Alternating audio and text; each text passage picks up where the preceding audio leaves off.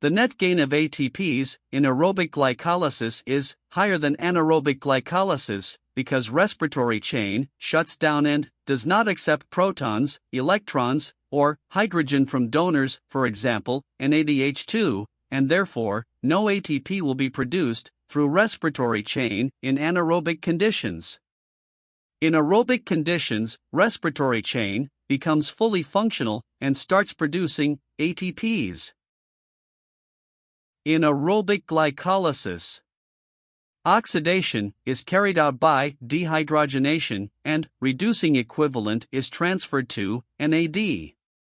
Reduced NAD in the presence of oxygen is oxidized in electron transport chain, producing ATP. 2 NADH2 are produced, 1 NADH2 by each triose. 1 NADH2 produces 0,3 ATPs through respiratory chain and hence 2 NADH2 will produce 6 ATPs.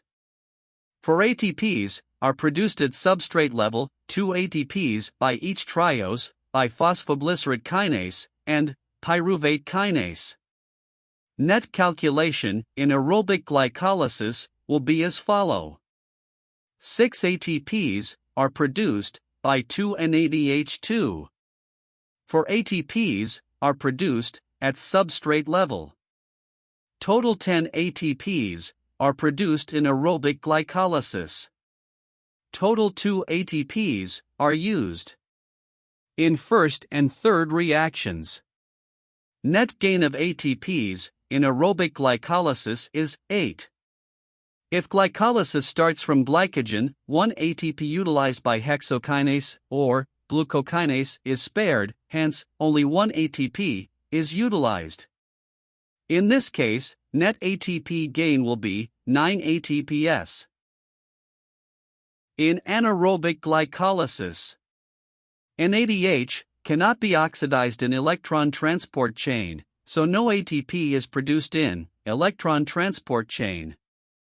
But the NADH is oxidized to NAD by conversion of pyruvate to lactate without producing ATP. Anaerobic phase limits the amount of energy per molecule of glucose oxidized. Hence, to provide a given amount of energy, more glucose must undergo glycolysis under anaerobic as compared to aerobic. In absence of oxygen, reoxidation of NADH at glyceraldehyde 3-phosphate dehydrogenase stage cannot take place in electron transport chain. It is to be noted that, in the reaction catalyzed by glyceraldehyde 3-phosphate dehydrogenase, therefore, no ATP is produced. 2 NADH2 are produced, 1 NADH2 by each triose. Since the respiratory chain shuts down in anaerobic glycolysis, these NADH2, instead of producing ATPs, donate its hydrogen to pyruvate and reduce it to lactate. The 6 ATPs produced by 2 NADH2 will not be formed. 4 ATPs are produced at substrate level, 2 ATPs by each triose by phosphoglycerate kinase and pyruvate kinase. 2 ATPs are utilized, 1 ATP is utilized by hexokinase or glucokinase, and 1 ATP is utilized by phosphofructokinase.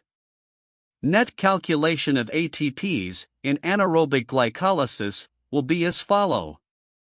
4 ATPs are produced at substrate level.